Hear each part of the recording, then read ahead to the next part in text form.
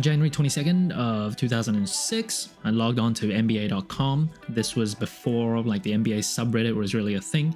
Social media was super limited. It wasn't really a thing, at least not that I can remember as well. People actually went on NBA.com to find like headlines, box scores, what happened in the league at the time. And I thought when I logged on that day, there's some glitched. And the headline I remember was like a slideshow back in the day. It slid to Kobe Bryant scoring 81 points. And I was like, something doesn't make sense. It must be wrong, because how could anyone do that? It was incomprehensible. But as we know now, that did it. He scored 81 points in a time where it wasn't like today, where people were shooting a ton of threes. The pace was crazy high. He did it with like mid-ranges, going to the basket, low post, 81 points. I still can't believe it to this day.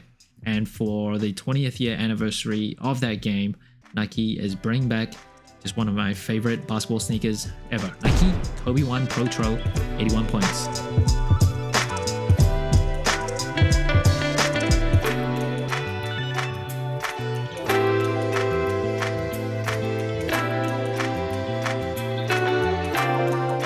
And the shoe first dropped on January 22nd for $210. Of course, the 20th year anniversary of Kobe Bryant dropping big fat 81 points all over the Raptors' face. And this colorway actually was originally a limited PE for Kobe. And then in 2019, when they started pro-troing the Kobe 1s, this colorway also came back, and it's back again only 6 years later. And first impressions of this shoe, love it. Kobe 1s, I've said in many videos, it's either the 1 or the 4 in terms of just the shape of Kobe's shoes. That's my favorite, like right up there. Depending on the day of the week, it can be my favorite or my second. That's it. I love how this shoe looks, just especially the side profile, just beautiful. I remember when I was a kid, I couldn't afford Kobe 1s, couldn't afford anything really. Parents didn't care about me playing ball, they didn't want to get me basketball sneakers. So I knew this dude at school, he was like, I got the hookups. I have the Kobe's. It was the red and white colorway at the time, and it was like dirt cheap. It was like $40. I was like, all right, let's do it. Like, I'll trust you. You said he can get it cheap. I was so naive, didn't know what he was gonna get me. I just trusted him, gave him $40.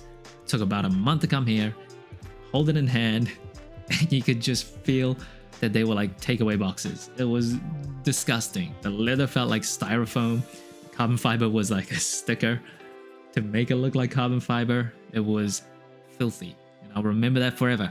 I still played in them because that's how little money that I had to spend on my sneakers. And that's probably why my knees are so busted now, because I'm wearing those stupid takeaway boxes on my feet. And one thing that really made me feel old is when I went to New York City a few weeks ago.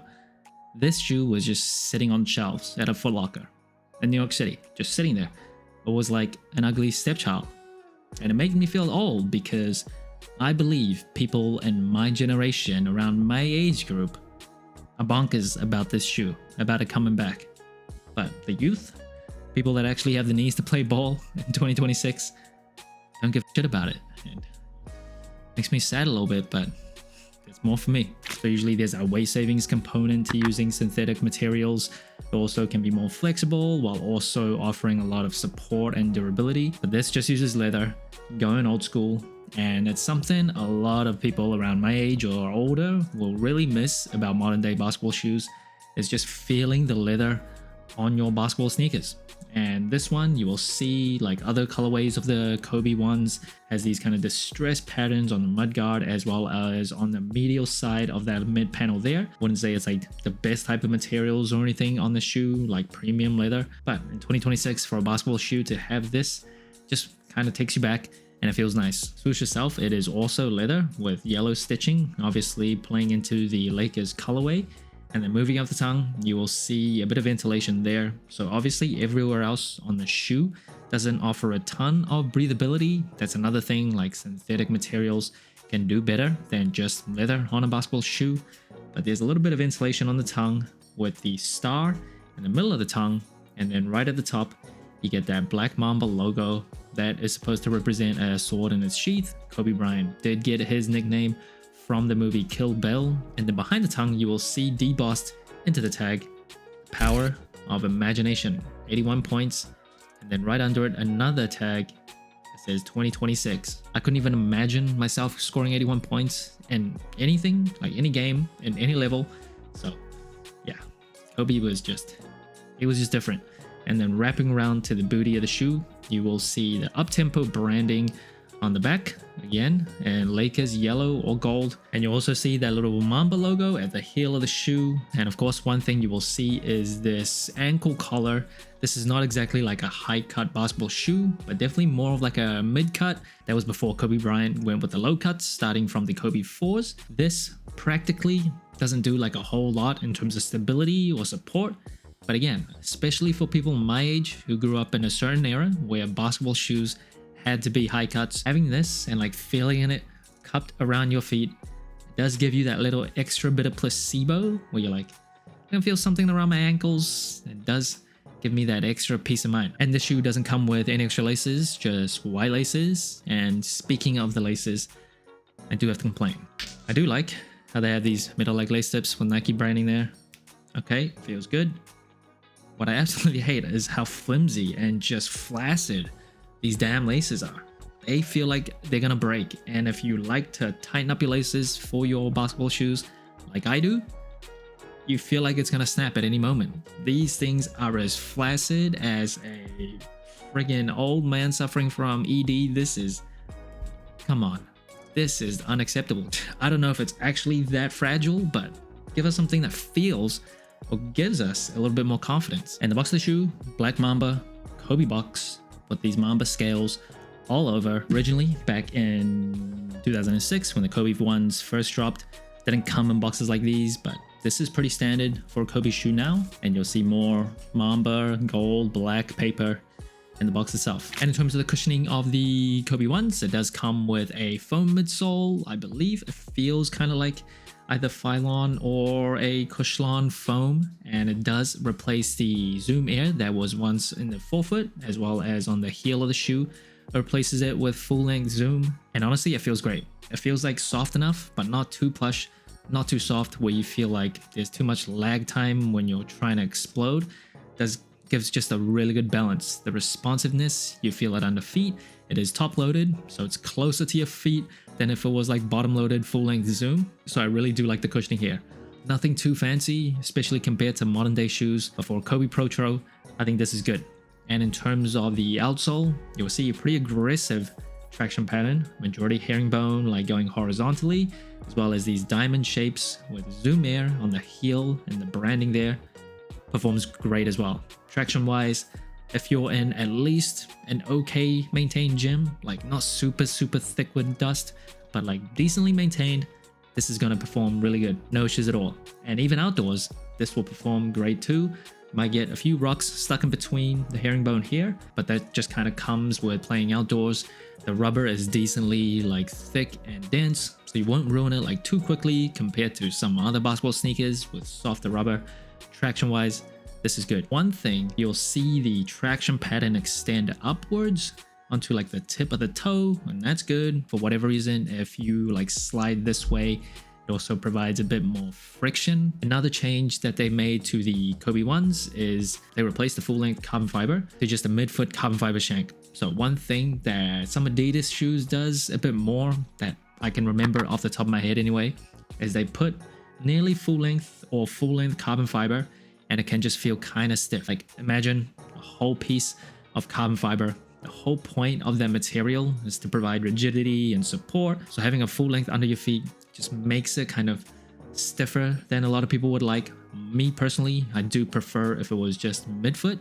So I'm glad they did make this change. So you get a bit more flex motion in your shoe, but it still provides a lot of rigidity. And the carbon fiber, you'll see it comes up and it wraps around the heel of the shoe, so you get that torsional rigidity, and you also will get kinetic energy return. And overall support and stability comes with that internal heel counter, as well as I mentioned, the carbon fiber that wraps around, as well as an aggressive outrigger and a pretty decently wide base. This is probably one of the more wider Kobe basketball shoes, so just side to side when you're making explosive movements, the heel, as well as the forefoot area, I really do think it keeps your foot kind of locked down, and there's no issues with stability there. And in terms of the insole, you'll see all these perforations, gives you some extra ventilation, and it does have a bunch of cities, and I can't confirm because Sneakers just gives you the most laziest descriptions, but I believe these are the cities where he also had some insane scoring performances that season as well. And the quality of these insoles, you can see these two like pods, the forefoot and the heel, tiny bit more extra cushion. Wouldn't say it's like super premium, not very thick. You don't really want like a super soft type of cushioning for basketball sneakers. You can't just add too much plushness under your foot. And in terms of sizing and comfort, I am a wide and flat footer for Kobe ones. I actually tried both true to size as well as going up half a size. Because these was just sitting, I was able to try going up half a size, and I will say Kobe shoes usually for us big fat wide footers, there's just no perfect solution. So like the Kobe 6 for example, super narrow, just strangles and chokes your foot if you have wide feet. If you go up half a size, there's a bit too much wiggle room in the toe box area. You get a little bit of heel slippage. It's just not great. The Kobe 1, probably the best, I think, in my experience anyway, for big fat wide footers. If you go true to size, I think lengthwise fits really well. If you have flat feet, keep in mind, this arch area, you may feel a little stiff, like right out of the box, but break the shoe in. This is leather after all. The break-in time isn't super long. It is actually decently soft, but give it some time. This will loosen up and you won't feel like it's really choking your foot widthwise. Not like some other Kobe shoes. So you can stick true to size. I tried playing a bit, going up half a size. The ankle area just has a little bit too much wiggle room, a little bit of heel slippage. I had to go up to the first eyelet and like strangle my foot, really tighten up the laces. That would kind of hurt because this would be just rubbing against my ankles a bit too much. So true to size, no heel slippage, break it in. But if you do have wide and flat feet and you just want to wear this casually off court, going up half size, no break-in time, I think you can go with that as well. And in terms of the court feel, this is actually still relatively close to the ground. Kobe Bryant, like Michael Jordan, or like a lot of other basketball players, they want to be able to feel the court. So this, even though it's decently cushioned, does still give you that court feel, doesn't sacrifice too much of that. And in terms of the weight, of course, compared to modern day shoes, it's definitely on the heavier side. Definitely, by like a few ounces. But it is not like you're wearing foams or like, I don't know, Air Force Ones to play ball in. I think this is still manageable in terms of weight. I grew up in this era, so I feel like I'm kind of used to shoes this weight. The modern day type of materials and shoes, definitely like a very nice technological advancement. But weight-wise, I personally don't really have a problem with these. And today's throwback of the day, it is the Kobe 1 Sharpshooter, aka Orca, that dropped back in 2006. As far as I can remember, this one never got the Pro-Tro treatment, but it comes in a very simple black and white colorway. As a black sneaker lover, this is delicious. Look how good that leather looks for a basketball sneaker. Just beautiful, looks so sleek. And I do think the Kobe 1s are one of those shoes that you can wear off court as well and really pull it off. This colorway, you definitely can. Bring this back. I need it. Now, I usually don't do a sole score for basketball performance sneakers. Their metrics just don't really make sense. But final verdict of the Kobe 1 Pro-Tro 81 points. I think it's still a great shoe in 2026. It is not the most stacked in terms of tech specs or like weight savings or technological advancement.